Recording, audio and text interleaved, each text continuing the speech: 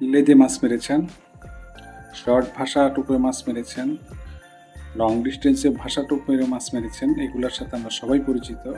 কিন্তু কখনো feeder use করে কি আপনারা মাছ মেরেছেন? আসুন আজকে আমরা ফিডার দিয়ে কীভাবে পপ আপ ইউজ করে মাছ মারতে হয় সে ব্যাপারে কথা বলি। আমার সামনে 5 ধরনের ফিডার আছে। এর মধ্যে একটা স্প্রিংয়ের মতো পেঁচানো ফিডার, এই ফিডারটি আমি মার্কেটে পাইনি। এটি ছাড়া বাকি সবগুলো মার্কেট থেকে কেনা, এবং এই ফিডারটি আমার হাতে তৈরি করা।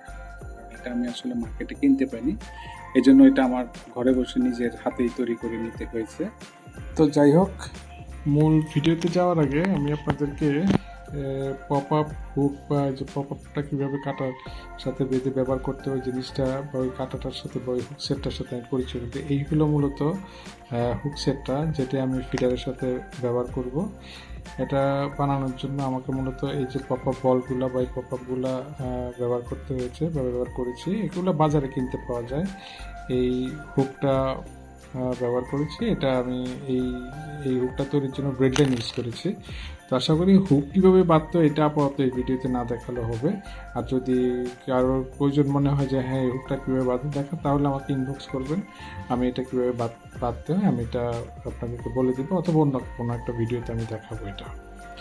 তো চলুন আমরা কথা না বাড়িয়ে আমরা কীভাবে পপ আপ সহ ফিডারটা ইউজ করতে হয় সেই ভিডিওতে চলে যাই, বা মূল ভিডিওতে চলে যাই।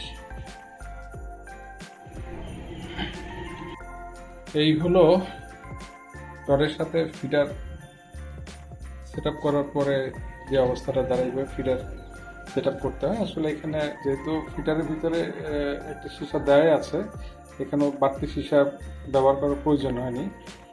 যদি আপনি সীসাটা না থাকে তাহলে মাছ যখন টানবে এই ওজনটা মাছটাকে মুখে যখন মাছটাকে নিচে টান দেবেন, এই সীসাটার কারণে, ভাড়াটার কারণে হুকটা আসলে মাছের মুখে হিট হয়ে যায়। তো এই পর্যন্ত এটাই। আমি খুব শীঘ্রই আপনাদের মাঝে এই ফিডারের কীভাবে টোপ গাঁথতে হয়, কীভাবে থ্রো করতে হয়, থ্রো করা আসলে দেখানোর কিছু নেই, টোপ গাঁথতে হয় বা কী ধরনের টোপ গাঁথতে হয় সেটা সহ আমি এই ভিডিওর দ্বিতীয় অংশে নিয়ে আসবো। এটা ছিল আমার প্রথম অংশ। এই প্রথম অংশ এই পর্যন্তই। দ্বিতীয় অংশটা পেতে হলে আপনারা আমার সঙ্গেই থাকবেন। খুব শীঘ্রই আমি আপনাদের মধ্যে দ্বিতীয় অংশটা নিয়ে আসবো। ধন্যবাদ সবাইকে। হ্যাঁ, যাওয়ার আগে আরেকটা কথা বলে রাখি, আসলে এই ভিডিওটা আমি ঘরে বসে তৈরি করেছি। আসলে ফিডারটা এই পর্যন্ত যতটুকু দেখিয়েছি, এটা করার জন্য আমার নদীর ঘাটে, পুকুর ঘাটে বা সমুদ্র পাড়ে যাওয়ার প্রয়োজন নেই। হ্যাঁ, দ্বিতীয় পার্টে আমি পুকুর ঘাটে হোক বা কোনো নদীর ঘাটেও অথবা কোনো জলাধারেও আমি গিয়ে দেখাবো কীভাবে টোপ গাঁথি, কী ধরনের টোপ গাঁথি, গাঁথার পর এই পপ আপটা কী করতে হয়, কীভাবে ফেলতে হয়, বা মাছটা হিট হয় কীভাবে, এখানে ফাতনার ব্যবহারটা কি, যাবতীয় ডিটেল নিয়ে আসবো আপনাদের সামনে। তো সেই পর্যন্ত ভালো থাকবেন। আশা করি খুব শীঘ্রই দেখা হবে এই ভিডিওর সাথে দ্বিতীয় অংশ নিয়ে। ধন্যবাদ সবাইকে।